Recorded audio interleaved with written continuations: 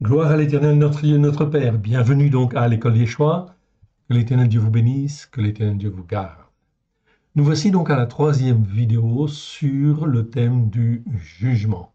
Donc on va regarder en fait ce que l'Éternel nous dit au travers de sa parole afin d'être mieux formés, mieux instruits et que nous puissions apprendre à mieux le servir comme lui le veut. Remettons ces quelques instants à l'Éternel, notre Dieu, notre Père, si vous le voulez bien. Ok. Père très saint, nous te rendons grâce dans le précieux nom de Yeshua, ton Fils bien-aimé. Merci de ta bonté. Merci de ta fidélité chaque jour. Merci parce que tu es notre Dieu et que nous sommes ton peuple. Tu nous as rachetés afin que nous puissions être à toi. Oui, Seigneur, un serviteur, une servante qui te glorifie, qui te sert à la gloire de ton Saint-Nom au travers de Yeshua Mashiach, celui qui est appelé le Christ. Merci, Seigneur, parce que nous as rachetés au travers du sang de l'agneau, afin que nous puissions être à toi et que nous puissions monter sur la montagne de Sion à la gloire de ton Saint-Nom. Aide-nous, mon Dieu, mon Père, à te faire plaisir. Merci pour l'enseignement que tu vas nous donner aujourd'hui. Amen. Que l'Éternel Dieu vous bénisse, que l'Éternel vous garde. Reprenons donc, si vous le voulez bien, donc notre enseignement sur le mot en fait mishpat, et nous étions arrivés à Deutéronome, chapitre 4, verset 1. Relisons ce verset, on l'a vu la fois dernière, on va donc le revoir pour enchaîner sur le reste. Maintenant, Israël, écoute les lois, les jugements que moi je vous enseigne à pratiquer. Mettez-les en pratique afin que vous viviez et que vous entriez en possession du pays que vous donne l'Éternel, l'Élohé de nos pères, de vos pères. Élohé, c'est Elohim, bien sûr. C'est simplement conjugué parce qu'en fin de compte, c'est comme si les deux mots, en fin de compte, étaient attachés. L'Élohé des pères, l'Élohim de vos pères. Vous n'ajouterez rien à ce que je vous prescris, vous n'en retrancherez rien, mais vous observerez les commandements de l'Éternel, votre Elohim, tels que je vous les prescris. Donc, juste un petit rappel sur le mot jugement. Ici, dans les traductions françaises, le mot en fait mishpat, donc ici, je vous le montre, ok, donc mishpat, qui existe en fait 421 fois, en fait, dans 406 versets, et donc très important, bien évidemment. Ici, il est traduit par ordonnance. Alors, traduire le mot mishpat par ordonnance, c'est une erreur et ça cache en fait le sens, oui, de ce que l'Éternel Dieu veut. Il veut que nous respections ses commandements, ses lois, avec grâce et vérité au travers de Yeshua HaMashiach, celui qui est appelé le Christ. Oui, il nous a rachetés pour que l'on soit son peuple. Ici, traduire le mot mishpat par ordonnance, c'est en fait absolument ridicule. Tout simplement pourquoi? Parce qu'en fait, en le traduisant par ordonnance, on n'a rien de plus en fait ici, et ça ne donne aucune notion de jugement en fait ici. C'est donc ça qui est très très important. Si on traduit par ordonnance, eh bien ça ne sert à rien. Pourquoi? Parce qu'on nous parle des lois, on nous parle des règles, on nous parle des commandements, etc. Pour cela, il y a des mots bien précis. Les lois, c'est rok en fait en hébreu. En fin de compte, les règles, c'est ruka en fait en hébreu. Donc nous avons fait la correction. Chaque fois qu'on a le mot rok, on le traduit par loi. Chaque fois qu'on a le mot ruka, on le traduit par règle. Et chaque fois qu'on a le mot mishpat, on le traduit par jugement et non pas ordonnance. Si on a des règles et des lois déjà, en fait, les ordonnances, ça ne sert à rien. En fait, ici, ça ne veut rien dire de plus en réalité. Ça n'explique pas ce que l'Éternel Dieu veut nous donner. Pour le mot commandement, c'est le mot mitzvah, mitzvot en fait au pluriel. Donc, c'est très très important de recaler et de retraduire, en fait, ici, les versets concernés. Ici, nous avons 421 fois le mot mishpat, dans tout 406 versets. Et la série que nous entamons là nous permettra de voir tous les versets contenant le mot mishpat. Et vous allez voir qu'il y a une réalité spirituelle très, très, très importante. Dieu, il nous aime, il nous a rachetés et il veut que l'on soit son fils, sa fille, et que l'on soit un avec le Père et le Fils, conformément à la prière de Yeshua dans Jean 17, où il dit « Je leur ai donné la gloire que tu m'as donnée, afin que eux soient un comme nous sommes un. » C'est donc extrêmement important. Comment je peux être un avec le Père, un avec le Fils, si je n'apprends pas les jugements de Dieu, c'est-à-dire la manière de juger en fait les choses, afin effectivement d'avoir un jugement juste. On avait fait déjà en fait une vidéo sur le fait que l'Éternel Dieu voulait que l'on apprenne à marcher dans la justice par la foi et selon un jugement juste. Donc si je n'apprends pas les jugements justes, je suis à côté de la plaque et je ne serai jamais un avec le Père et avec le Fils. C'est donc en fait ici quelque chose d'essentiel et de fondamental. C'est ce que nous entreprenons dans cette série sur le mot mishpat. Une petite définition sur le mot mishpat, déjà, en fait, on va la revoir. Ok, je ne vais pas vous donner la définition tout entière que nous avons vue dans la première vidéo et dans la deuxième vidéo. Je vais vous donner, en fait, ici, une définition du mot jugement, un petit peu plus courte, en fait, ici. Donc, ici, ça vous fera un résumé. Donc, je prends, en fin de compte, cet exemple-là. Je vous l'agrandis pour que vous puissiez bien voir. Vous pouvez copier et recopier comme vous le voulez. Ok, ici, je vais diminuer encore un petit peu de 1 pour que vous ayez en fin de compte ici tout le texte dans l'écran. Vous l'avez, vous pouvez faire des copies d'écran, l'agrandir si vous voulez. Donc mishpat, au pluriel mishpatim, 421 fois dans 406 versets. Vous avez l'écriture en fait en hébreu, ici, mishpat, ici pour le singulier, okay, et mishpatim pour le pluriel. Okay. C'est un nom masculin, okay, non pas féminin. C'est donc très très important parce que c'est quelque chose, comment dire, qui est immuable en fait ici. Okay. Et en fin de compte, le féminin en fait en hébreu, c'est extrêmement important parce que c'est ce qui va donner, en fait, c'est ce qui va produire, qui va générer en fait plein de choses, mais ça vient en fin de compte du masculin, toujours. Okay. C'est pour ça que la Bible en fait est très très claire en fait là-dessus. Donc c'est un nom masculin, donc ça veut dire que c'est essentiel quelque part, et c'est basique si vous voulez. Numéro strong 04941. Ce mot-là, on doit le traduire par jugement ou jugement juste. Vous en avez en fait ici la définition. Mieux que ordonnance, donc dans les Bibles françaises, c'est traduit parfois par justice, par ordonnance, par précepte, par règle, par loi, par habitude, même par commandement. Okay. Donc ce qui fait que le mot mishpat, en réalité, dans nos traductions françaises, eh bien c'est une véritable catastrophe. Vous n'avez pas une seule version qui soit correcte, en fait, ici. Donc c'est très très important. C'est pour ça que nous allons éditer, bien évidemment, on pense avoir la fin de cette année. Okay. Donc justement la Torah, c'est-à-dire les 5 premiers livres, okay, Genèse, Exode, Lévitique, Nombre et en fait Deutéronome, ces 5 livres, on va donc les éditer dans une traduction corrigée, okay, sur les racines hébraïques de la foi, avec le texte en français, le texte en hébreu, plus en fin de compte quelques commentaires. Ce sera donc une version extrêmement intéressante, donc en fait un peu de patience et cela viendra. Je pense fin de cette année, au plus tard début d'année prochaine, mais en tout cas fin de cette année, on va essayer de l'éditer en fait ici. Donc merci pour vos encouragements, merci pour vos prières, okay, merci pour vos aides en fait aussi, etc. Okay, merci à tous. Tous ces mots ici, donc justice, ordonnance, précepte, règle, loi, habitude et commandement, sont inappropriés parce qu'ils ne prennent pas, ils ne donnent pas la notion de jugement. Et la notion de jugement, elle est très très importante, car l'Éternel Dieu veut qu'on en apprenne à avoir un jugement juste. Donc il veut qu'on apprenne à juger. C'est pour ça que dans la Brit Hadasha, le Seigneur Yeshua dit, ne jugez pas. Pourquoi? Parce que vous ne devez pas juger avec les règles de ce monde, les lois de ce monde, les commandements de ce monde, okay, les lois de ce monde.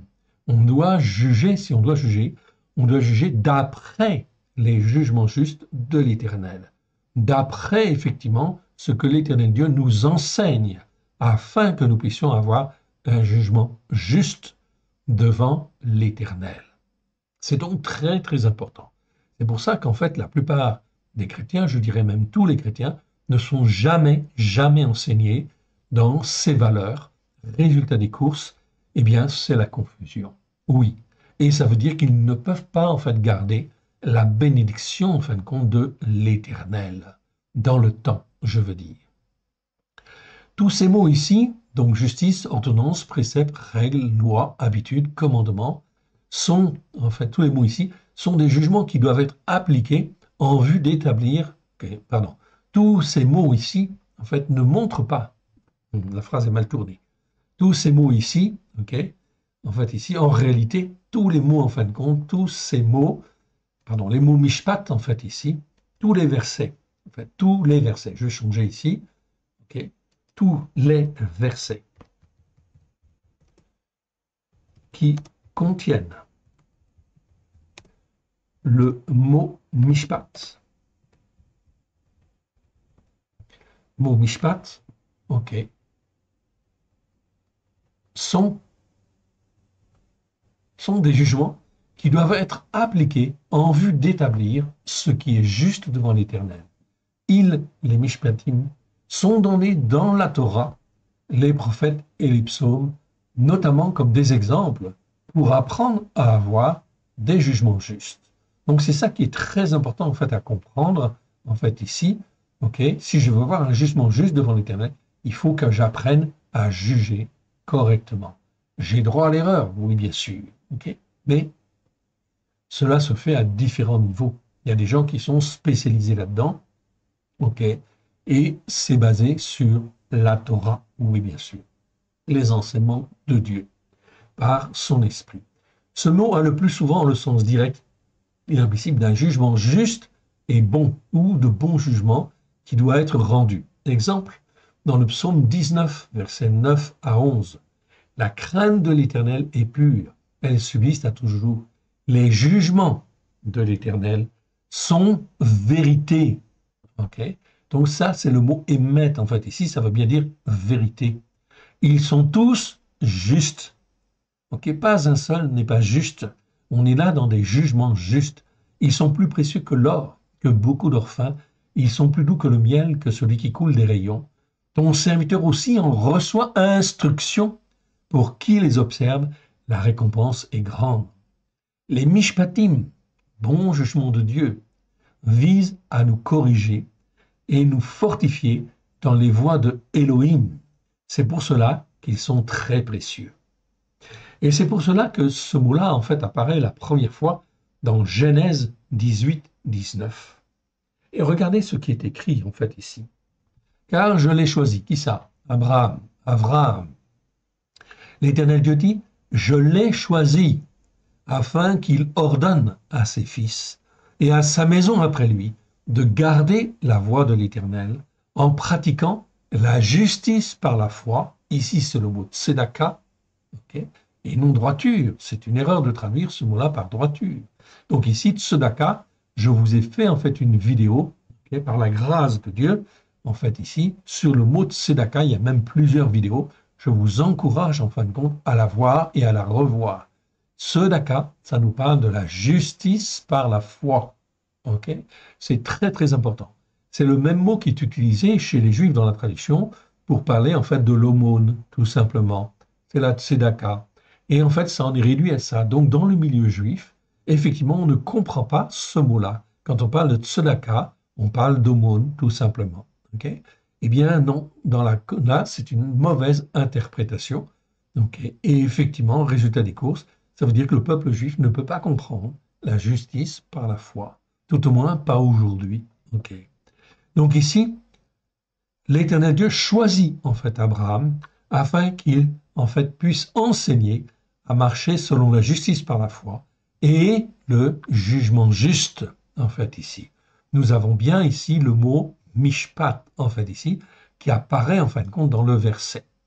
Donc ici, pas de doute, hein, 04 941, c'est bien effectivement le numéro strong pour effectivement le mot jugement. Ok, jugement ou jugement juste. Donc l'Éternel Dieu choisit en fait Abraham, ok, Abraham pour cela en fait ici, parce qu'il va être un témoin de la vérité. C'est donc extrêmement important, bien sûr. et qu'ainsi l'Éternel accomplisse en faveur d'Abraham les promesses qu'il lui a faites, oui, bien sûr. Donc là, on a vraiment, en fin de compte, ici, des versets qui nous confirment que l'Éternel Dieu, en réalité, nous choisit, et les uns et les autres, tous ceux qui ont été rachetés par le sang de l'agneau, et qui écoutez, en fait, ici, maintenant, l'Éternel vous a choisi, afin que vous puissiez recevoir toutes les bénédictions de l'Éternel là où vous êtes, et que vous puissiez témoigner autour de vous de la grâce de l'Éternel, que l'Éternel nous accorde et les bénédictions qu'il veut nous donner. Oui, bien sûr. Voilà pourquoi dans les temps qui viennent, les choses vont être très, très, très difficiles et on verra la différence entre celui qui marche avec l'Éternel dans la justice par la foi et selon un jugement juste. Et c'est ça qui servira aussi de témoignage dans les temps bousculés qui vont venir, évidemment. Car beaucoup, en fin de compte, sont égarés et ils ne connaissent pas les voies de l'Éternel. Ok, je réduis en fait ici et je reviens donc à mon verset. Donc ici, mon verset, donc sur le jugement, on va aller voir les autres. Je sélectionne en fait ici le mot que je vais rechercher, Mishpat, et on va aller au verset suivant. Et on va voir ce que l'Éternel nous dit dans Deutéronome, et vous allez voir, c'est effectivement extrêmement, extrêmement riche. Et l'Éternel Dieu insiste sur cette notion de jugement, évidemment. Donc, ordonnance, on réduit, en fait ici, c'était à titre d'information, donc, pour bien vous le montrer. Donc, le mot jugement apparaît ici, très bien. Je reviens dans ma sélection, et je vais vous le montrer. Donc maintenant, Israël, écoute les lois et les jugements. Donc les jugements ici, il y a bien l'article devant Mishpatim. Ça veut dire ces jugements-là, quelque part. Quand on a l'article en hébreu, c'est déterminatif. C'est un article déterminatif. Comme si on mettait en français ceux-là, ces jugements-là. Et les jugements que moi, je vous enseigne à pratiquer. Mettez-les en pratique afin que vous viviez et que vous entriez en possession du pays que vous donne l'Éternel, l'Élohé de vos pères. Même chose en fait aujourd'hui. La parole de Dieu n'a pas changé. La Torah est vérité. Elle était vérité, elle est vérité et elle sera vérité. Voilà pourquoi c'est extrêmement important d'apprendre à l'étudier, d'apprendre à la mettre en pratique. Ok. Verset 2. Vous n'y ajouterez rien à ce que je vous prescris, vous n'en retrancherez rien, mais vous observerez les commandements de l'Éternel, votre Elohim, tels que je vous les prescris. Ok. Verset 3. Vos yeux ont vu ce que l'Éternel fait à l'occasion de Baal Péor. L'Éternel, ton Elohim, a détruit du milieu de toi tous ceux qui étaient allés après Baal Péor. En fait, ici, donc des faux dieux, si vous voulez. Ou Satan, qui se sont laissés égarer par Satan. De deux choses l'une, ou tu t'attaches à l'Éternel Dieu, et en fait tu deviens son fils ou sa fille, ou tu te laisses, ou tu risques de te laisser emporter justement par l'ennemi. Des faux, en fin de compte, des faux dieux, etc. Et des fausses doctrines, des faux enseignements qui vont réussir à justement te mettre dans l'iniquité. Et dans des différentes formes d'iniquité, iniquité tout court déjà, ou ensuite l'iniquité empreinte d'hypocrisie et de duplicité, puis ensuite en fait ici remplie d'hypocrisie, ensuite toutes sortes en fait d'iniquités qui te font en fin de compte au niveau spirituel en fait décroître spirituellement et ta relation avec Dieu est de moins en moins bonne et elle contribue en fait à aller vers l'injustice, vers la veine. Donc de l'avon, en fait ici, iniquité, on va vers la veine, l'injustice. Ces deux mots sont extrêmement importants dans la Bible. Avon doit toujours être traduit par iniquité et aven doit toujours être traduit par injustice. Sinon, c'est la confusion. C'est pour ça que dans les églises, c'est la confusion dans les enseignements. On ne sait pas faire la différence. Et là, c'est extrêmement en fait important. Nous avons pu le faire dans notre lection et vous avez les vidéos maintenant à votre disposition. Vous pouvez les écouter et les réécouter. Tous les versets sont là pour témoigner que l'Éternel Dieu nous donne là, en fait ici, de l'or, en fait ici, quelque part. Spirituellement, c'est de l'or, en fait ici. Cela veut dire que cela nous conduit inévitablement à être fils et filles de Dieu, fils et filles de Tsion, c'est-à-dire qu'on monte sur la montagne de Tsion et on n'appartient plus à telle dénomination ou telle autre dénomination, oui bien sûr. Comme Paulos disait, sortez, sortez du milieu d'eux, effectivement. Ok. Voici, je vous ai enseigné, donc au verset 5, l'Éternel Dieu dit, voici, je vous ai enseigné des lois et des jugements, comme l'Éternel, mon Elohai, me l'a commandé, afin que vous les mettiez en pratique dans le pays dont vous allez prendre possession. Vous les observerez et vous les mettrez en pratique, car ce sera là votre sagesse et votre intelligence à discerner aux yeux des peuples qui entendront parler de toutes ces lois-là et qui diront, cette grande nation-là est un peuple absolument sage qui a été rendu intelligent à discerner entre ce qui est bien et ce qui est mal. C'est extrêmement en fait important. Vous allez voir en fait un peu plus tard, évidemment, l'écoute et la mise en pratique des jugements va être en fait ici absolument en fin de compte glorifiée quelque part au temps de Shlomo, Salomon, oui, dont la réputation en fait ici en termes de sagesse a été en fait ici à traverser toutes les frontières et il était connu du monde entier pour sa sagesse. Donc ces jugements ont quelque chose d'extraordinaire, mon frère, ma sœur. Voilà pourquoi il faut apprendre à les écouter, apprendre à les mettre en pratique. Ok. Verset 6. Vous les observerez et vous les mettrez en pratique, car ce sera votre sagesse et votre intelligence à discerner. Oui, on a vu ce verset, pardon, je prends à partir du verset 7. Quelle est en effet la grande nation qui est un Elohim aussi proche que l'Éternel, notre Elohim, l'est de nous toutes les fois que nous l'invoquons.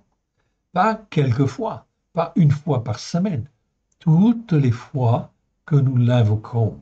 Si nous cherchons à être attachés à l'Éternel Dieu, à raisonner, en fait ici, selon effectivement ces jugements justes, alors là, effectivement, la bénédiction ne peut pas manquer, en fait ici, de venir et de se répandre, bien sûr, dans nos cœurs et dans nos vies à la gloire de l'Éternel.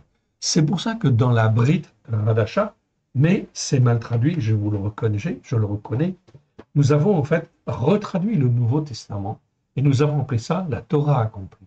Justement, on parle en fait là-dedans, en fait des mots comme dianoia en grec, qui nous parlent de la pensée. Mais en réalité, il vaudrait mieux traduire ce mot-là par capacité à réfléchir. On nous parle en fait ici de dialogismos. Dialogismos, ça nous parle des raisonnements, mais c'est des raisonnements tordus. Okay. Et en fait aussi, on nous parle de la nous. Okay. Nous, N-O-O-S en grec, c'est quoi? C'est la compréhension. C'est l'intelligence de comprendre les choses bien et correctement devant l'Éternel Dieu. Tout cela, en fait, ici, nous l'avons retraduit. Et nous avons, en fin de compte, justement, examiné tous ces versets. Voilà qui est donc très, très, très important. Vous pouvez donc aller sur notre site www.alécoledeyeshua.com et vous pourrez trouver ce Nouveau Testament retraduit. Ça s'appelle la Torah accomplie. C'est donc extrêmement important. Il faut revoir les textes, en fait, ici, des traductions, okay, afin d'avoir une bonne traduction, qui soit au plus proche, en fait, de l'hébreu. Voilà pourquoi nous éditerons, en fait, la Torah à la fin de cette année, donc les 5 premiers livres, non seulement en français, mais aussi en hébreu. Donc, pour tous ceux qui veulent découvrir, en fait, l'hébreu et voir que nous nous accrochons très précisément au texte hébreu, afin de glorifier le Père avec grâce et vérité au travers de Yeshua Mashiach, il n'y a pas photo. En fait, ici, c'est bien comme ça qu'il faut marcher. Ok. Quelle est la grande nation qui a des lois et des jugements justes? Là, en fait, ici, le mot mishpat, on le traduit simplement par jugement. Mais à côté, vous avez en plus le mot tzadik, qui veut dire juste, comme dans toute cette Torah-là. que je vous présente aujourd'hui. Voilà pourquoi la Torah est extrêmement importante. Il faut que je la comprenne à la lumière de Yeshua. Oui, bien sûr. Yeshua Mashiach, celui qui est appelé le Christ. Verset 9. Seulement prends garde à toi et veille attentivement sur ton âme tous les jours de ta vie, de peur que tu n'oublies les choses que tes yeux ont vues et qu'elles ne sortent de ton cœur. Enseigne-les à tes enfants et aux enfants de tes enfants. Souviens-toi du jour où tu te présenteras devant l'Éternel ton Élohim à Horeb, où tu te présentas devant l'Éternel ton Élohim à Horeb. Okay? Lorsque l'Éternel me dit, assemble auprès de moi le peuple, je veux leur faire entendre mes paroles afin qu'ils apprennent à me craindre tout le temps qu'ils vivront sur la terre et afin qu'ils les enseignent à leurs enfants. Donc là, on parle en fin de compte de la manière de juger, bien sûr, des jugements que l'Éternel Dieu veut qu'on apprenne à pratiquer. Verset 11. Vous vous êtes approchés et vous vous êtes tenus au pied de la montagne. La montagne était embrasée et les flammes s'élevaient jusqu'au cœur du ciel. En fait, il y avait de l'obscurité, des nuées, des ténèbres. Et l'Éternel vous parla du milieu du feu. Vous avez entendu le son des paroles, mais vous n'avez perçu aucune représentation, excepté une voix. Il publia son alliance, qu'il vous ordonna d'observer, les 10 paroles, et les écrivit sur 2 tables de pierre. En ce temps-là, l'Éternel me commanda de vous enseigner des lois et des jugements. Mishpat, c'est pas des ordonnances. Ici, dans le texte français, on trouve ordonnance, c'est une erreur. Et des jugements, des manières de juger, des manières d'être, afin que vous les mettiez en pratique dans le pays dont vous allez prendre possession. Puisque vous n'avez vu aucune représentation le jour où l'Éternel vous parla du milieu du feu à Horeb, veillez attentivement sur vos voies, sur vos âmes, de peur que vous ne vous corrompiez et vous ne vous fassiez une image taillée, une représentation de quelque statue, modèle d'un mâle ou d'une femelle, etc., et de tomber en fait dans l'idolâtrie. C'est donc extrêmement important. De la même manière, aujourd'hui, nous n'avons pas en fin de compte à imaginer en fait quoi que ce soit en termes d'image ou de représentation, mais vraiment que la parole de Dieu, par la révélation au travers de Yeshua Mashiach, celui qui était appelé le Christ, que la révélation par la puissance de l'Esprit de Dieu puisse nous former et nous façonner dans notre cœur, afin que nous puissions être un fils et une fille de l'Éternel, un fils et une fille de Tzion, oui bien sûr, qui s'attachent à l'Éternel, Dieu, au travers de Yeshua. C'est donc extrêmement, extrêmement important. C'est un enjeu spirituel, oui bien sûr. Ok, cela on les a vus, ok, on va au suivant. Et là on arrive dans, en fait, Deutéronome 4, mais on est au verset 45. Je reprends à partir du verset 44. C'est ici la Torah que Moshe, donc Torah, on n'a jamais traduit le mot Torah, okay, c'est très important, pour que les gens en fait apprennent que c'est d'abord les 5 premiers livres. C'est donc extrêmement important. Mais c'est tout l'enseignement spirituel qui nous est révélé au travers de Yeshua Mashiach, avec grâce et vérité, afin de comprendre okay, la largeur, la longueur, la hauteur et la profondeur de chacun des versets, afin que nous puissions, dans notre âme, dans notre cœur, okay, comprendre en fait les choses que Dieu veut afin d'apprendre l'obéissance et d'apprendre la soumission. C'est là quelque chose de glorieux, oui bien sûr. Donc, nous n'avons pas été rachetés pour rien. Non, nous avons été rachetés parce que l'Éternel Dieu veut nous former, nous façonner, afin que nous puissions être ses témoins là où il le veut. Voici les témoignages, les lois et les jugements. On va retrouver en fait ici les mishpat, bien sûr, et non pas les ordonnances, que Moshe prescrivit aux fils d'Israël après leur sortie de Mizraïm. C'était de l'autre côté du Yarden, dans la vallée, vis-à-vis de Beth-Péor, au pays de Siron, roi des Émoris, qui habitait à Resbon et qui fut battu par Moshe et les fils d'Israël après leur sortie de Mizraïm. ils s'emparèrent de son pays et de celui d'Og, roi de Bashan. Ces deux rois des Émoris, donc des Amoréens, étaient de l'autre côté du Yarden, à l'Orient. Leur territoire s'étendait depuis Aroer, sur le bord du torrent de l'Arnon, jusqu'à la montagne de Tsion, qui est le Hermon. Et ils embrassaient toute la plaine de l'autre côté du Yarden, à l'Orient, jusqu'à la mer de la plaine, au pied du Pisgah. C'était une région en fait très importante aussi quelque part, où il y avait en fin de compte des hommes très très forts, oui bien sûr, en fait ici, mais l'Éternel Dieu donna la force, bien évidemment, à son peuple de les battre, oui bien sûr, parce que c'était leur destinée. Ils ont eu en fait une victoire éclatante, oui bien sûr. C'était donc très très important. Si nous voulons avoir des victoires également, marcher dans la victoire, il n'y a pas 36 solutions.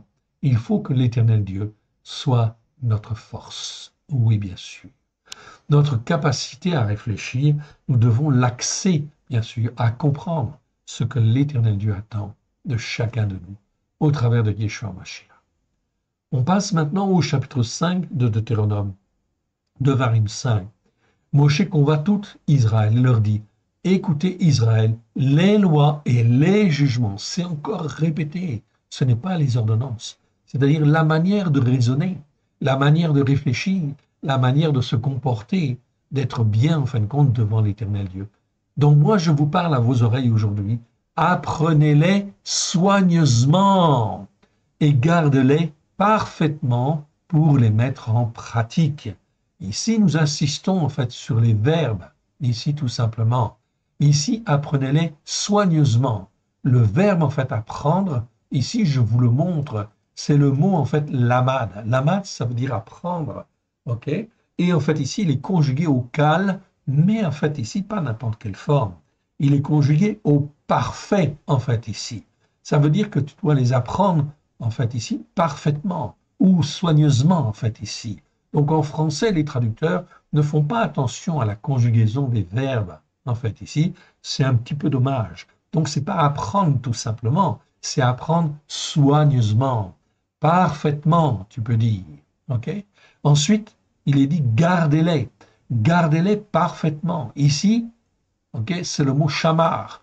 Shamar, en fait, ici, le verbe shamar, même chose. Il est conjugué à une forme verbale toute simple qui s'appelle le kal, et en fait aussi au parfait. Ça veut dire en fait ici parfaitement, c'est-à-dire mettez-les en pratique parfaitement, mettez-les ou gardez-les en fait ici parfaitement pour les mettre en pratique. C'est donc extrêmement important. L'Éternel Dieu, dans l'hébreu, effectivement, le dit bien et le confirme. Ces verbes sont conjugués d'une manière en fait ici particulière. C'est donc très important ici de le souligner. Tout cela, je vous le dis en fait ici, je vous l'exprime pour vous montrer en fait ici le cœur de Dieu. Il dit, écoutez et mettez en pratique, comme moi je veux, et je vous promets la bénédiction.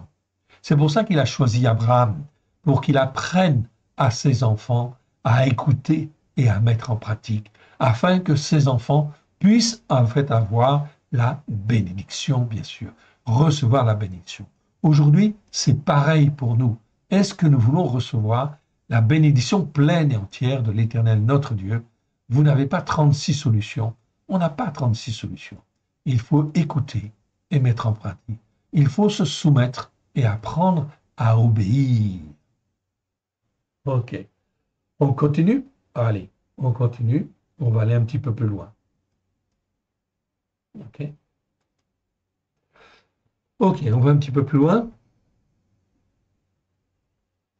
Et on arrive en fait ici dans Deutéronome 5 au verset en fait ici 31. Ok. Mais moi, ok. Mais toi, reste ici avec moi et je te dirai tous les commandements, les lois et les jugements que tu leur enseigneras afin qu'ils les mettent en pratique dans le pays que je leur donne, dont je leur donne la possession. Okay? Que je leur donne en possession. Ici, donc, on va corriger, en fait, ici, que je leur donne en possession, c'est beaucoup plus simple, en fait, ici. Donc, pas de problème. Que je leur donne en possession. Vous ferez avec soin ce que l'Éternel, votre Elohim, vous a ordonné, vous ne vous en détournerez ni à droite ni à gauche. Vous suivrez entièrement la voie que l'Éternel, votre Elohim, vous a prescrite afin que vous viviez et que vous soyez heureux, afin que vous prolongiez vos jours dans le pays dont vous aurez la possession. C'est quand même en fait très clair. Donc lorsque je donne mon cœur et ma vie à Yeshua, ok, c'est très bien, ok, c'est une très bonne chose, mais c'est le début. Ça veut dire que je vais rentrer dans un pays spirituel qui appartient en fait à Dieu. Et est-ce que je vais apprendre à obéir et à me soumettre si je veux écouter et si je veux mettre en pratique les commandements, les lois, les jugements de l'Éternel, alors, avec grâce et vérité, alors la bénédiction pleine et entière va venir. Mon frère et ma sœur, Yeshua est venu il y a 2000 ans déjà.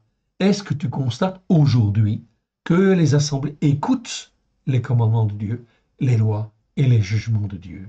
Non, bien évidemment. Tout le monde peut répondre non.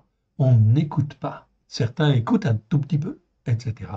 Mais beaucoup rejettent la Torah, bien évidemment. Okay? Soit disant que c'est l'Ancien Testament. Non, c'est pas l'Ancien Testament, c'est la parole de Dieu. Et elle est toujours vivante. Même en fin de compte, dans le psaume 119, verset 142, c'est marqué en fait Toratra, Toratra emet. Toratra emet en hébreu, ça veut dire ta Torah est la vérité. Donc si la Torah est la vérité, elle doit être enseignée avec grâce et vérité au travers de Yeshua Mashiach. Et donc aujourd'hui, il y a très peu de croyants, dits chrétiens, qui écoutent et qui mettent en pratique. Vous avez donc là une réponse, en fait ici, de l'Éternel. Voilà pourquoi la bénédiction pleine et entière de Dieu ne vient pas, en fait ici, pleinement sur, en fait, ces assemblées-là, parce qu'elles enseignent des choses qui sont fausses, qui ne permettent pas de monter sur la montagne spirituelle de l'Éternel notre Dieu, c'est-à-dire sur la montagne de Sion. C'est pour ça qu'en fait, Paulos dit « Sortez, sortez du milieu d'eux. Même si vous êtes seul chez vous, apprenez à écouter et à mettre en pratique. Apprenez les fêtes de l'Éternel, le Shabbat, et les autres fêtes de l'Éternel, afin de vous instruire.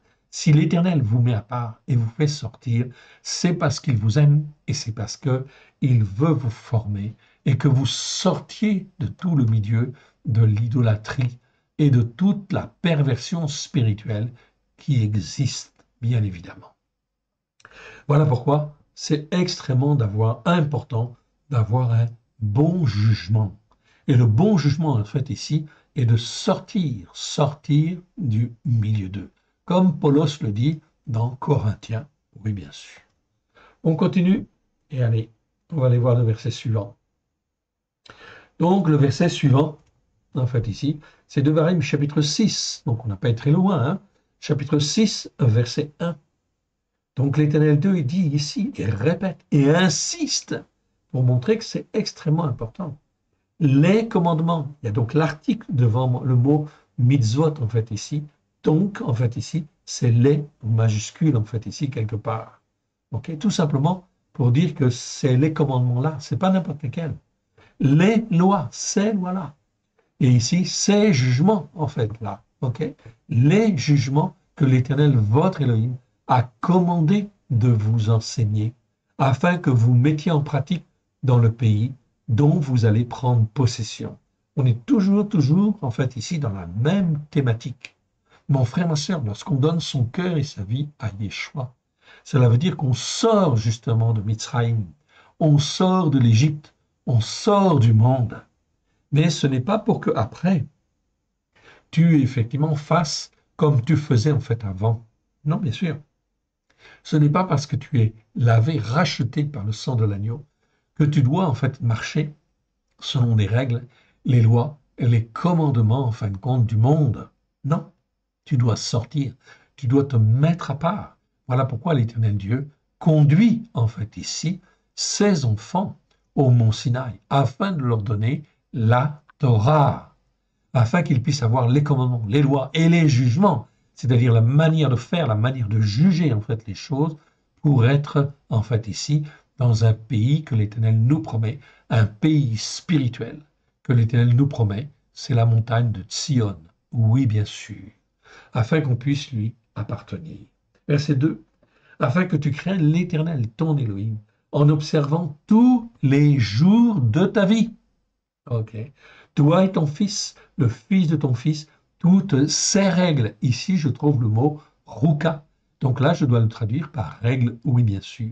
Et tous ces commandements, mitzvot, ici, que je te prescris, et afin que tes jours soient prolongés. Donc là, on a bien en fait une promesse, afin que tes jours soient prolongés. Verset 3. Tu les écouteras attentivement, en fait, ici. La conjugaison du verbe fait qu'il faut rajouter, en fait, un adverbe derrière. Tu les écouteras attentivement, donc, Israël. Tu auras soin de les mettre parfaitement en pratique. Même chose. Ici, le verbe est conjugué, en fait, ici, au parfait. Oui, bien sûr. Je vous le montre, en fait, ici, petit e, ok? Donc, petit e, c'est chamar, pardon. Ok, donc c'est chamar, en fait, ici, ok, conjugué au cal et au parfait. Donc là, on est bien, en fin de compte, ici, dans, en fait, ici, une mise en pratique parfaite. Donc, parfaitement, tu mettras parfaitement en pratique, afin que tu sois heureux et que vous multipliez beaucoup, comme te l'a dit l'Éternel, l'Élohim de vos pères, des pères. Donc là, on n'est plus sur l'enseignement catholique, ok, dont le père, c'est l'empereur Constantin et l'Église catholique au IVe siècle. Non, on est plus sur les protestants, en fait, ici, qui ont créé leur propre colline, leur propre montagne spirituelle, ni, en fait, sur aucune doctrine évangélique. Non, ok. Ici, on est sur les racines hébraïques de la foi, c'est-à-dire sur, en fait, nos pères. Et nos pères dans la foi, c'est qui? Que tu sois juif ou non juif, ton père dans la foi, ou tes pères dans la foi, c'est Abraham, c'est Yitzhak et c'est Jacob. Et l'Éternel Dieu, au travers de Yeshua HaMashiach, te rachète au travers du sang de l'agneau, afin que tu appartiennes, en fait, ici, à la descendance d'Abraham, de Yitzhak et de Jacob, que tu rentres dans l'alliance que l'Éternel Dieu a fait à Abraham, à Yitzhak et à Jacob. Voilà pourquoi l'Éternel a dit, en fait, ici, que non seulement il bénirait Israël, la descendance d'Israël, mais il bénira, en fait, ici, toutes les nations qui écouteront et mettront en pratique. Donc là, on n'est pas dans des enjeux spirituels faits par les hommes, non. On n'est pas sur telle montagne, telle colline spirituelle, non. On est sur la montagne de Sion. Donc ça, c'est la montagne de la sainteté, c'est la montagne spirituelle de l'Éternel. Verset 4.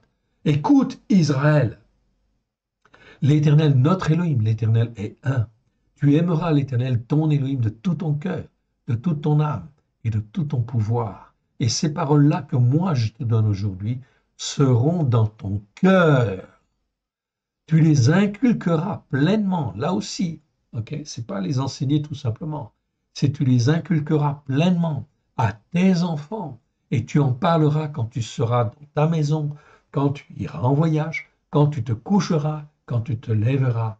Tu les liras comme un signe sur les mains. Ils seront comme des frontaux entre tes yeux. Tu les écriras sur les poteaux de ta maison et sur tes portes, afin que tu ne les oublies jamais. Ok. Verset 10. Regardez ce qui est écrit. L'Éternel, ton Élohim, te fera entrer dans le pays qu'il a juré à tes pères, à Abraham, à Yitzhak et à Jacob de te donner. Tu posséderas de grandes et de bonnes villes que tu n'as point bâties. Donc on voit en fait ici la bénédiction qui est promise aux descendants d'Abraham, de Yitzhak et de Jacob, descendants par la foi. Donc là, il s'agit des Juifs, mais il s'agit aussi des gens des nations qui croient, bien évidemment.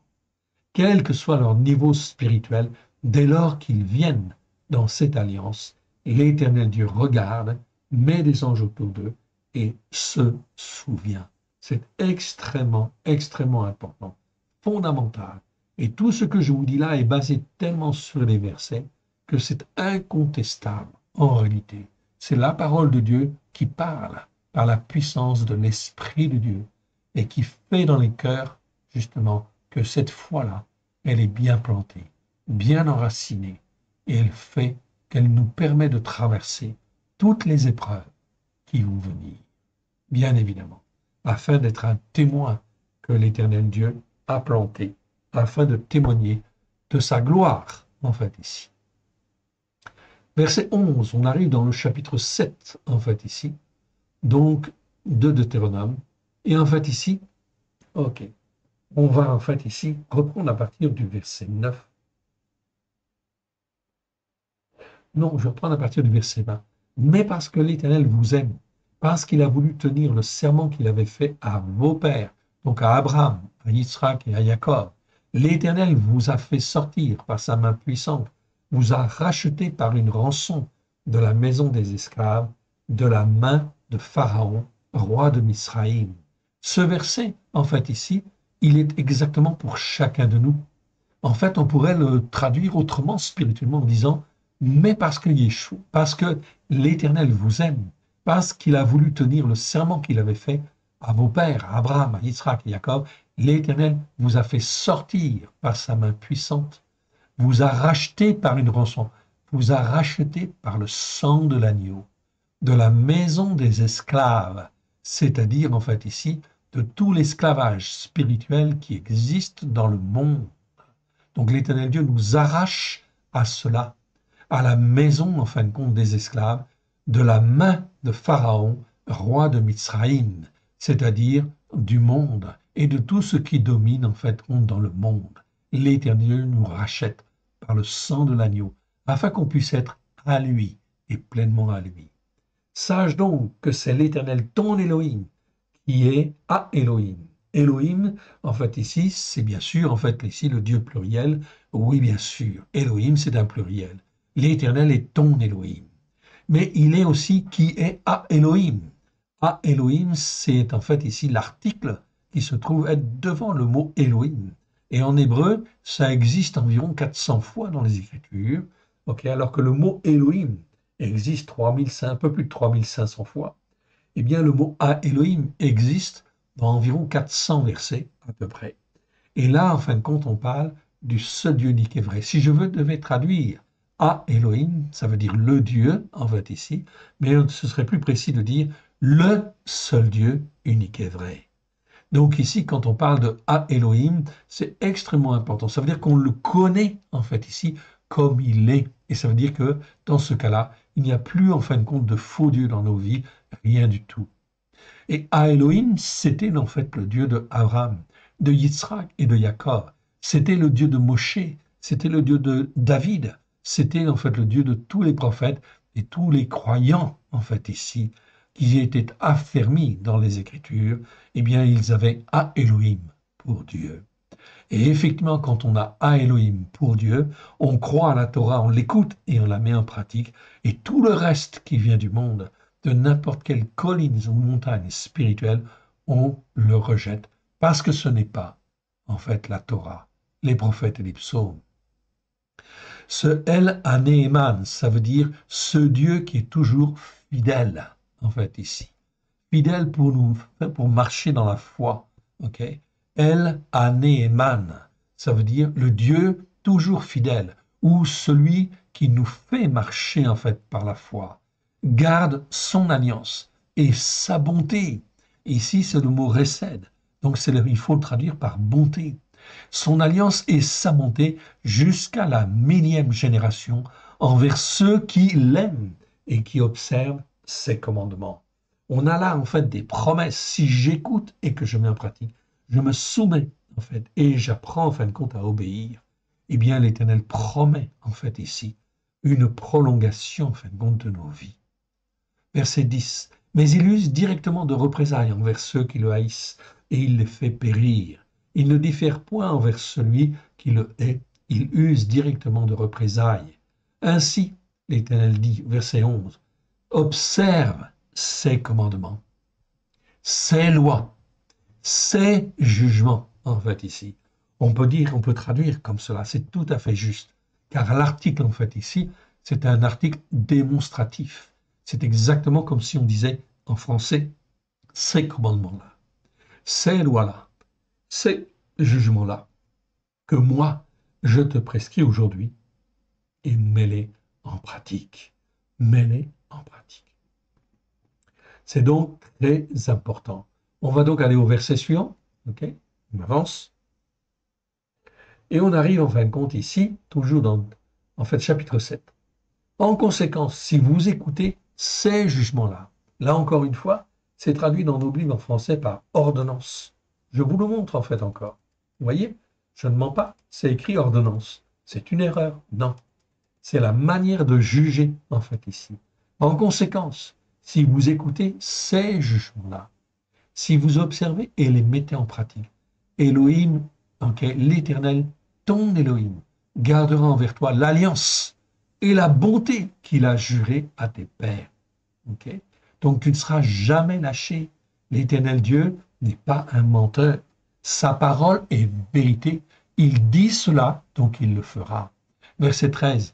Il t'aimera, te bénira et te multipliera. Il bénira le fruit de tes entrailles et le fruit de ton sol, ton blé, ton mou, ton huile, les portées de ton gros et de ton menu du bétail, dans le pays qu'il a juré à tes pères de te donner.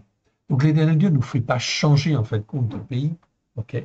Si tu es en France, tu as donné ton cœur et ta vie en fait en France, reste en France, mais tu vas rentrer dans un pays spirituel. Si tu quittes en fait ici les assemblées où tu as été enseigné d'une manière en fait ici qui n'était pas tout à fait juste, peut-être y a-t-il eu des vérités qui ont été enseignées par la grâce en fin de compte de Dieu, mais ce n'est pas suffisant. Il faut monter sur la montagne de Sion. Ok. Verset 14. Tu seras béni parmi tous les peuples. Il n'y aura chez toi ni homme stérile, ni femme stérile, ni bétail stérile parmi tes troupeaux.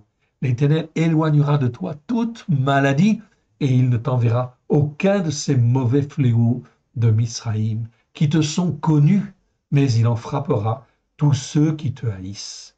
Tu dévoreras tous les peuples que l'Éternel ton Élohim va te livrer, et tu ne jetteras pas sur eux un regard de pitié, tu ne serviras point leur Dieu, car ce serait un piège pour toi.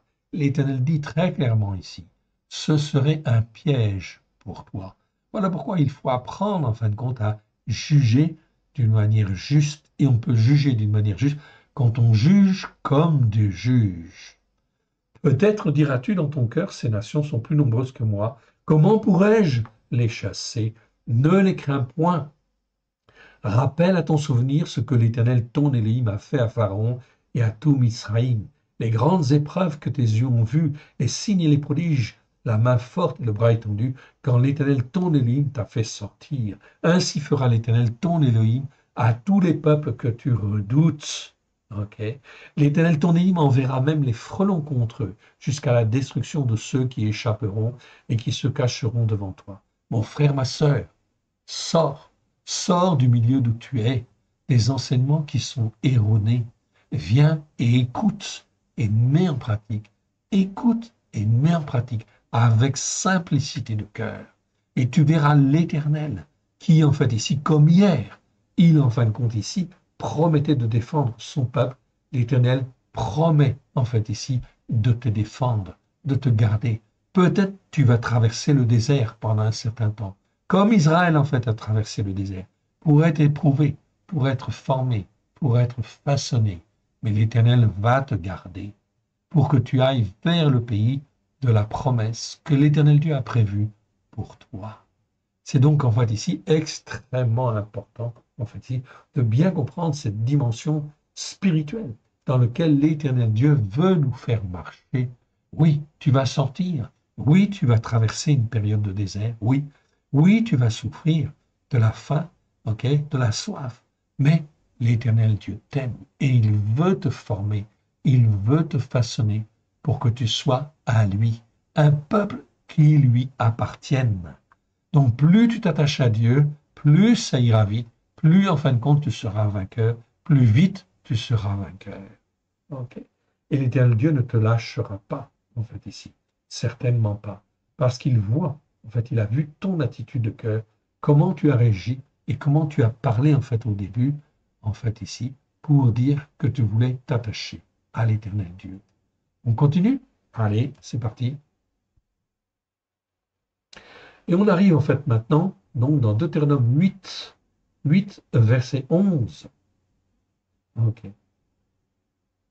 Verset 10, je reprends. Lorsque tu mangeras et te rassasieras, tu béniras l'Éternel ton Élim pour le bon pays qu'il t'a donné. Ok. Garde-toi d'oublier, l'Éternel avertit déjà à l'avance. Ok. Il y a beaucoup d'exemples dans la Bible où en fait on a vu que les gens étaient bénis. Ok. Bénis en fait en abondance. Puis petit à petit, ils ont oublié. Oublié l'Éternel, ton Élohim, au point de ne pas observer ses commandements et ses jugements et ses règles. Donc là, on ne parle pas d'ordonnance non plus, en fait, ici. Donc ces commandements, on les connaît. Ces jugements, on apprend à les écouter et à les mettre en pratique. Et ces règles que je te prescris aujourd'hui. Lorsque tu mangeras et te rassasieras, lorsque tu bâtiras et habiteras de belles maisons, lorsque tu feras multiplier ton gros et ton menu bétail, s'augmenter ton argent et ton or, s'accroître tout ce qui est à toi, prends garde que ton cœur ne s'enfle et que tu n'oublies l'Éternel, ton Élohim, qui t'a fait sortir de Misraïm, de la maison des esclaves. L'Éternel Dieu dit très clairement en fait ici, oui, sors du milieu d'eux. Peut-être tu vas traverser un désert. Ok, tu vas avoir faim et tu vas avoir soif. Mais l'Éternel t'aime. Il veut t'éprouver, mais il veut aussi te former. Et si l'épreuve dans le désert n'est pas suffisante, tu vas rentrer dans le pays de la bénédiction, mais tu n'auras pas été affermi comme il convient. Résultat des courses, tu risques de retomber en fait après. Et tu vas retomber en fait après. Voilà pourquoi la formation que l'Éternel Dieu prévoit pour chacun de nous est extrêmement importante. Ce qui est fondamental, c'est bien en fin de compte de s'attacher à l'Éternel Dieu. Tous les jours, chaque matin que tu te lèves, la première chose que tu fais, tu t'attaches à l'Éternel. Tu pries et tu restes attaché à l'Éternel. Tu fais tout pour, en fait, ici, rester attaché à l'Éternel. Et tu t'imposes un certain nombre de règles. Tu t'imposes un certain nombre, en fait, ici, de lois et de règles, oui, bien sûr, pour, en fait, ici, te maintenir, en fait, ici, dans l'attachement à l'Éternel. C'est un combat spirituel. L'ennemi veille, et quand il voit un croyant qui fait cela, eh bien, il n'est pas content. Oui. Et donc, il veille, il regarde. Il regarde, en fait, les faux pas. Il regarde les erreurs, en fait, ici, que l'on peut faire. Voilà pourquoi il faut faire attention. Même dans nos erreurs, l'Éternel Dieu nous garde. Mais on risque de prendre, en fait, ici, quelque part, une correction, oui, bien sûr. Et c'est normal, parce que c'est un Père qui nous forme et qui nous façonne, et qui veut nous garder, parce qu'il nous aime.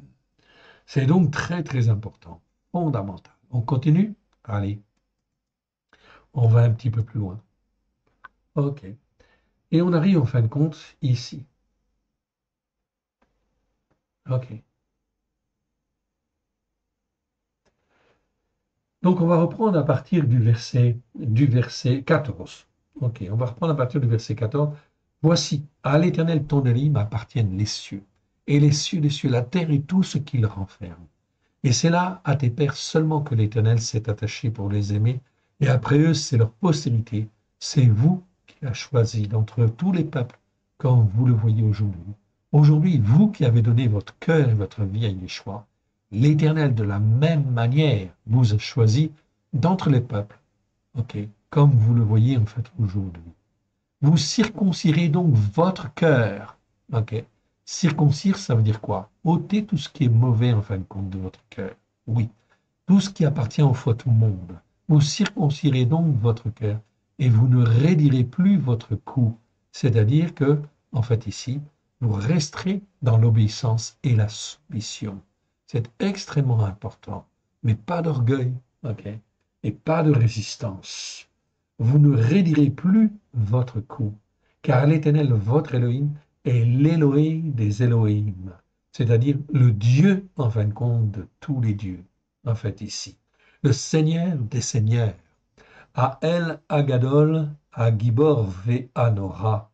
Ici, on aurait pu le dire en français, le Dieu grand, puissant et redoutable. Donc ici, Ael, ça veut dire le Dieu, ok. Agadol, ça veut dire grand. Gibor, ça veut dire en fin de compte puissant. Et Ve'anora, en fait ici, redoutable. Donc ici, ce n'est pas n'importe quel Dieu que nous avons. Nous sommes rachetés par le sang de l'agneau afin d'appartenir à un Dieu, en fait ici, qui est grand, qui est puissant et qui est redoutable. Rien, tu entends mon frère, rien en fin de compte ne lui résiste, bien sûr. C'est lui qui a créé le ciel et la terre. Même Satan, en fin de compte, n'a aucun pouvoir devant lui, bien évidemment. C'est donc extrêmement important à savoir, à rentrer en fait bien dans la tête cette notion et qu'elle rentre aussi dans notre cœur. Car si elle rentre dans notre tête et dans notre cœur, eh bien ça veut dire que nous n'avons plus rien. Nous n'avons rien à craindre. La seule chose qu'il faut faire, c'est craindre l'Éternel Dieu, c'est-à-dire avoir un grand respect en fin de compte pour lui, avoir une crainte justifiée de l'Éternel Dieu et la crainte de ne jamais s'écarter de lui, de toujours s'attacher et de s'attacher correctement en fait à lui au travers du sang de l'agneau. Verset 18. Qui rend un jugement juste à l'égard de l'orphelin. Donc on retrouve le mot mishpat en fait ici, qui rend un jugement juste à l'égard de l'orphelin, à l'égard de la veuve, okay, qui aime l'étranger. Ici, c'est l'étranger, c'est le guerre. Ce n'est pas l'étranger idolâtre, ni en fait l'étranger hostile. Okay, c'est très important à distinguer. Donc voilà pourquoi il faut apprendre à avoir un jugement juste vis-à-vis des étrangers. Vous avez des étrangers qui ne sont pas hostiles, qui ne sont pas idolâtres. Ceux-là, il faut les aimer. Il faut les aider, oui, bien sûr. Mais tous ceux qui sont idolâtres, tu t'en écartes. Et tous ceux qui sont hostiles, tu les fuis, bien sûr. Il lui donne de la nourriture et des vêtements. L'Éternel Dieu aime l'orphelin, aime la veuve. Et il nous demande, en fait, ici, d'agir de la même manière. Et il aime l'étranger. Verset 19, il insiste ici. Vous aimerez l'étranger, le guerre, en fait, ici. Car vous avez été étrangers dans le pays de Mizraïm. De la même manière, okay, Israël a été gardé en fait en Égypte. L'Éternel Dieu, en fait ici, nous demande en fait ici d'être bienveillant. Oui, bien sûr. Ok. Tu craindras l'Éternel ton Elohim, tu le serviras, tu t'attacheras à lui et tu jureras par son nom. Il est ta gloire, il est ton Elohim. C'est lui qui a fait au milieu de toi ces choses grandes et terribles que tes yeux ont vues. Tes pères descendirent en Mitsraïma. Mitsraïma, c'est Mitsraïm, mais c'est le nom, en fin de compte, de la terre, en fait, ici, où le travail se fait. Tes pères descendirent en Mitsraïma. C'est là qu'ils ont été éprouvés. Donc, Mitsraïm, en fait, ici, il y a une variation dans l'écriture. C'est Mitsraïma. Ça veut dire la terre, en fait, ici, où les enfants, où, comment dire, les pères ont été éprouvés, travaillés, en fait, ici. Au nombre de 70 personnes. Et maintenant, l'Éternel, ton Elohim, a fait de toi une multitude pareille aux étoiles du ciel, aux étoiles des cieux. Donc 70 personnes. L'Éternel aime son peuple et l'a fait fructifier. L'Éternel aime tous ceux qui appartiennent à Christ Yeshua. C'est donc très important de bien comprendre cette dimension-là, évidemment. Partout où nous sommes, l'Éternel nous aime. Tu aimeras l'Éternel ton Elohim, et tu observeras toujours ses ordres, ses règles, ses jugements, en fait, ici. Et ses jugements justes, on peut dire aussi. Hein? Très bien. Ses jugements et ses commandements. Reconnaissez aujourd'hui ce que n'ont pu connaître et voir vos enfants. La correction de l'Éternel, votre Elohim, sa grandeur, sa main forte et son bras étendu. Ces signes et ces actes qu'il a accomplis au milieu de Mitzraïm. Donc là, vous voyez, le nom le plus courant de l'Égypte, c'est Mitzraïm. Sinon, c'est Mitzraïma. Contre Pharaon, roi de Mitzraïm, et contre tout son pays. Reconnaissez ce qu'il a fait à l'armée de Mitzraïm, à ses chevaux, à ses chars, comme il a fait couler sur eux les eaux de la mer Rouge lorsqu'il vous poursuivait et les a détruits pour toujours. Ce qu'il vous a fait dans le désert jusqu'à votre arrivée en ce lieu. Ce qu'il a fait à Dathan. Dathan, c'était un juif, oui, bien sûr. À Aviram, fils d'Eliab, fils de Réhouven. Okay, comment la terre s'ouvrit ouvrit sa bouche et les engloutit, avec leurs maisons et leurs tentes, et tout ce qui était à leur suite, au milieu de tout Israël. Pourquoi? Parce qu'ils se sont rebellés. Et ils ont persévéré, en fait, ici, dans la rébellion contre Dieu, contre Moïse, contre Aaron. Mais en réalité, c'est contre Dieu, bien sûr. Ils contestaient, en fait, ici, les ordres de l'Éternel, bien évidemment.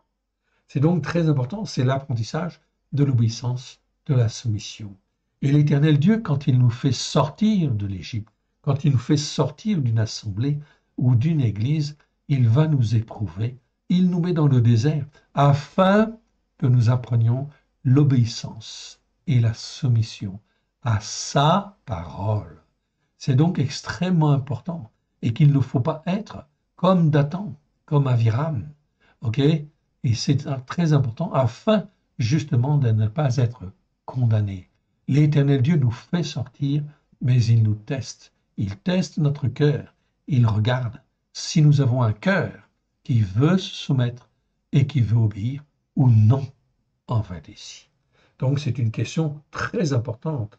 OK. La traversée du désert est quelque chose, en fin de compte, de très important. C'est là où le Seigneur nous forme et nous façonne. Verset, en fait, ici, 32 du chapitre 11. OK. Donc ici, le Seigneur dit, en fait, ici, verset 31, « Car vous allez passer le Yarden pour entrer en possession du pays que l'Éternel, votre Élohim, vous donne. Vous le posséderez et vous y habiterez. » Verset 32, le Seigneur insiste, en fait, encore. « Vous observerez soigneusement, en fait, ici. » Le verbe est conjugué. OK. Une forme verbale, c'est le cal parfait. Donc, au parfait, en fait, ici, ça veut dire soigneusement, attentivement, parfaitement, en fait, ici. Vous observerez soigneusement, c'est une bonne traduction, ok? Pour les mettre en pratique. Ici, c'est le verbe assa qui lui est conjugué d'une certaine manière au cal infinitif. Donc, c'est mieux, en fin de compte, de traduire pour les mettre en pratique que de dire et vous les mettrez en pratique. Non. C'est ici, vous observerez soigneusement pour les mettre en pratique. Toutes ces lois, tous ces jugements que moi, je vous donne aujourd'hui. C'est donc très important, fondamental ici. Ils vont rentrer dans le pays, en fait, ici, de Canaan. Et donc, le Seigneur leur dit bien, leur rappelle, en fait, ici, ce qu'il faut faire. Même chose, en fait, aujourd'hui. Vous qui m'écoutez, l'Éternel Dieu insiste et nous dit, en fait, ici, observez soigneusement pour les mettre en pratique toutes ces lois, ces jugements justes, ok? Que moi je donne, qu'il vous donne en fait aujourd'hui, au travers de Yeshua HaMashiach, celui qui est appelé le Christ. Le sang de l'agneau est là pour nous laver, pour nous purifier, nous sanctifier de tous nos péchés, de toutes nos transgressions, de toutes nos iniquités, de toutes nos erreurs, de tous nos manquements. Voilà pourquoi le Seigneur dit, marchez, marchez dans la justice par la foi, c'est-à-dire dans la foi en Christ Yeshua. Christ a tout accompli à la croix pour laver, purifier, sanctifier, en fait ici, nos péchés, nos transgressions, nos iniquités. Alors, même si je ne sais pas parfaitement bien marcher comme Dieu le veut, le sang de l'agneau a coulé, justement, pour laver nos erreurs, nos manquements et nos faiblesses. C'est extrêmement important à comprendre, car c'est comme cela que l'Éternel Dieu va tirer notre foi vers le haut. OK? Mais au travers, en fin de compte, ici, des jugements justes. Il nous demande de marcher dans la justice par la foi et selon un jugement juste. Donc, il faut apprendre ces jugements. OK? Ce ne sont pas des ordonnances, ce sont des jugements, en fait, ici. Très important. On continue et on arrive dans Deutéronome chapitre 12 maintenant. Chapitre 12, verset 1. Voici les lois et les jugements, okay, que vous observerez et que vous mettrez en pratique, aussi longtemps que vous y vivrez dans le pays que l'Éternel, l'Élohim de vos pères, vous donne la possession. Vous voyez, encore, c'est répété. Est-ce que Dieu a tort de répéter, en fait, comme cela, chapitre après chapitre? Non. C'est absolument nécessaire pour, en fait, souligner l'importance de l'obéissance, l'importance de la soumission, Mais je ne peux pas me soumettre à n'importe quelle doctrine, ni en fin de compte n'importe quel enseignement. Si c'est l'enseignement de Dieu, oui, il n'y a pas de problème. Oui et amen.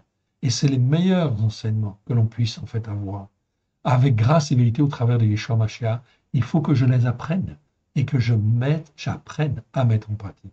Voici les lois et les jugements que vous observerez et que vous mettrez en pratique, aussi longtemps que vous y vivrez dans le pays dont l'Éternel, l'Élohé de vos pères, vous donne la possession. Vous détruirez tous les lieux où les nations que vous allez chasser servent leur Dieu. Donc voilà en fait ici quelque chose de très important. Ça veut dire qu'en fait il faut détruire tout ce qui vient des nations et qui est sujet en fait à caution et qui peut en fin de compte montrer de l'idolâtrie ou qu'il y a de faux dieux.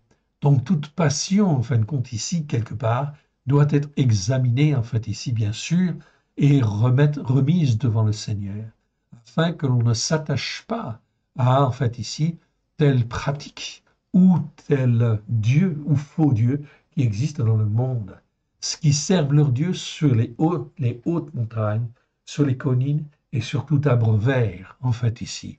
Même chose, je vais vous donner des exemples très simples. Ok? La passion pour le football, est-ce que ce n'est pas, en fait, quelque part un faux Dieu? C'est une question. La passion pour, en fait n'importe quel sport, en fait, ici. Ok? Le rugby ou autre, ok? Non pas que je n'aime pas le rugby ou le football, oui, bien sûr, dans la mesure où ça reste sobre.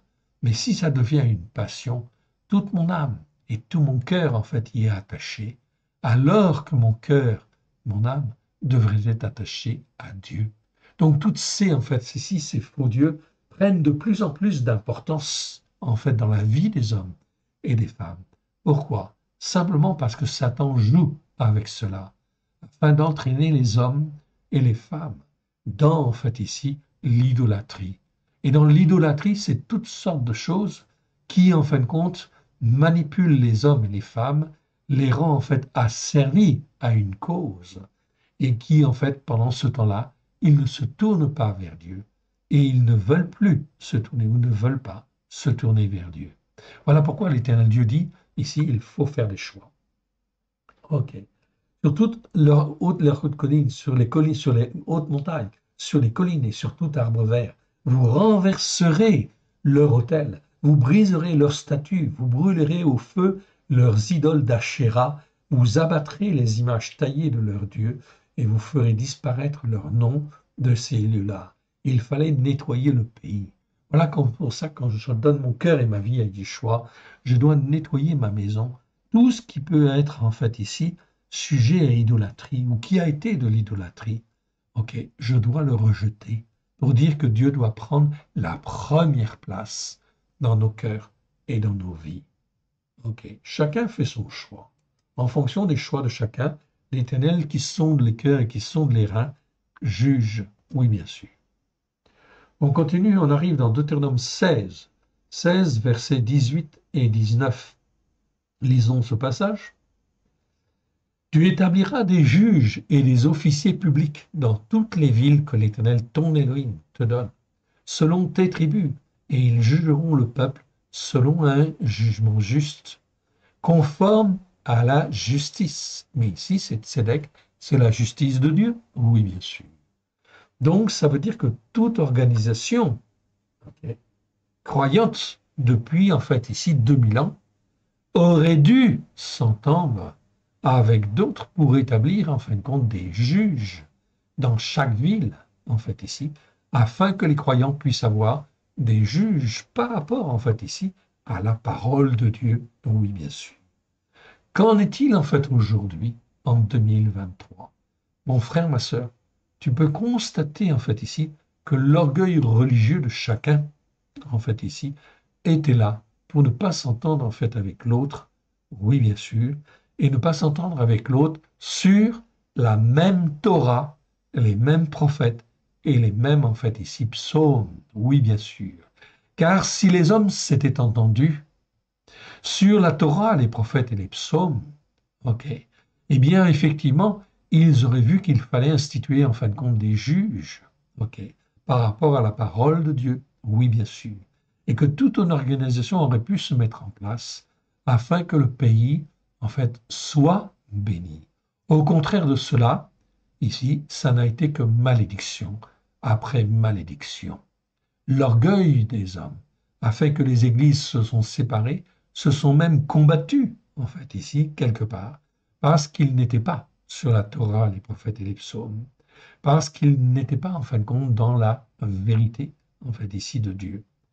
Résultat des courses, cela a apporté, en fait, ici, de tas de conflits et des tas d'horreurs au travers de ces 20 siècles qui se sont écoulés. Voilà pourquoi nous arrivons à la fin de ces 20 siècles, en fait, ici, qui sont comme 2 jours, je vous le rappelle. De Adam à Abraham, il y a 2000 ans, c'est-à-dire 2 jours. De Abraham à Yeshua, il y a 2000 ans, ça fait 2 jours. En tout, ça fait 4 jours. Et de Yeshua à nous aujourd'hui, ça fait 2000 ans, ça fait 2 jours, ça fait 6 jours en réalité en tout. Okay. Et nous arrivons bientôt dans le 7e jour. Le 7e jour, c'est le jour du Shabbat, c'est le jour du repos, c'est le jour du règne de Yeshua sur la terre, en réalité, qui va durer 1000 ans. Donc Yeshua va bientôt revenir. Mais avant qu'il ne revienne, il faut que l'Éternel Dieu opère ses jugements sur les nations, sur les assemblées, en fait ici, afin effectivement que les uns et les autres puissent se poser les bonnes questions et dire, est-ce que nous avons écouté l'Éternel Dieu au travers de Yeshua Mashiach comme il convenait? Ou avons-nous été rebelles, pour s'opposer en fait à la Torah, les prophètes et les psaumes? L'Église s'est toujours opposée à la Torah, ou presque toujours, ou toujours, je veux dire, en fait ici, à la Torah, aux prophètes et aux psaumes. Ils ont préféré effectivement créer leur propre doctrine, en fait ici, leur propre interprétation, ne voulant pas venir sur la Torah. Alors, l'Éternel Dieu va juger ces choses-là. C'est pour ça qu'Yeshua ne peut pas revenir maintenant, en fait, ici. C'est impossible. Il faut que les jugements viennent, les catastrophes viennent, en fait, ici. Toutes sortes, en fait, ici, de perturbations violentes, méchantes, qui agissent sur le plan social, économique et politique, afin que les gouvernements se posent, en fait, les bonnes questions. Verset 19. Tu ne déformeras aucun jugement. Tu n'auras point égard à l'apparence des personnes, et tu ne recevras point de présents, car les présents aveuglent les yeux des sages et corrompent les paroles des justes. Tu poursuivras avec zèle la justice pour la justice, afin que tu vives et que tu possèdes le pays que l'Éternel, ton Élohim, te donne. Tu poursuivras avec zèle la justice pour la justice. Comment, mon frère, tu peux poursuivre la justice pour la justice si tu n'écoutes pas et si tu ne mets pas en pratique, la Torah, les prophètes et les psaumes? Vous voyez, en fait, ici, très clairement, que, en fait, ici, quand l'Éternel Dieu dit, tu ne déformeras aucun jugement. Mon frère, ma sœur, tous ceux qui se disent chrétiens ont déformé, en fait, ici, les jugements de Dieu. Alors, il y a effectivement des conséquences, en fait, à cela. Voilà pourquoi il va y avoir beaucoup de confusion qui vont venir. Et voilà pourquoi il est extrêmement important et fondamental que toi qui entends, tu écoutes et que tu mettes en pratique là où tu es, afin de glorifier le Père, le Fils et le Saint-Esprit à la gloire de l'Éternel. Écoute, mon frère, et mets en pratique. Nous sommes arrivés ici à Deutéronome 17, verset 8. Nous reprendrons en fait ici Deutéronome 17, verset 8. Nous reprendrons donc la prochaine fois en fait ici, à ce verset-là. Que l'Éternel Dieu vous bénisse, que l'Éternel Dieu vous garde. On va terminer par une petite prière. Père très saint, nous te rendons grâce dans le précieux nom de Yeshua. Merci. Merci Seigneur parce que tu nous ouvres les yeux et que tu nous apprends à avoir un jugement plus juste à la gloire de ton saint nom. Aide-nous, mon Dieu, mon Père, à te faire plaisir. Merci Seigneur pour ta parole que tu nous as donnée aujourd'hui. Que tout ce qui n'est pas de toi dans le nom d'Yeshua s'en aille dans les lieux arides. que ce qui est loin de toi puisse en fait être reçu dans nos cœurs à la gloire de ton Saint-Nom. Et trouve un terrain favorable dans chacun de nos cœurs, produise des racines et produise, oui, le fruit que toi tu veux, les fruits que toi tu veux, à la gloire de ton Saint-Nom. Sans toi, nous ne pouvons rien faire. Merci Seigneur. Nous avons besoin de toi. Aide-nous, mon Dieu, mon Père, à te faire plaisir, que nous puissions être, oui, ton serviteur, ta servante dans les temps qui viennent, à la gloire de ton Saint-Nom. Étends ta main bienfaisante. Merci, Seigneur. Tu es un Dieu merveilleux. Merci, Seigneur, car tu nous as donné Yeshua, Hamashiach. Oui, le sang a coulé afin que nous puissions être rachetés, afin que tu puisses nous garder, nous former et nous façonner comme toi tu le veux. Que toute la gloire t'en revienne, Père très saint. Que ton nom soit béni, honoré-lui toujours et partout. Amen. Que l'Éternel Dieu vous bénisse, que l'Éternel Dieu vous garde. Shalom à tous, à très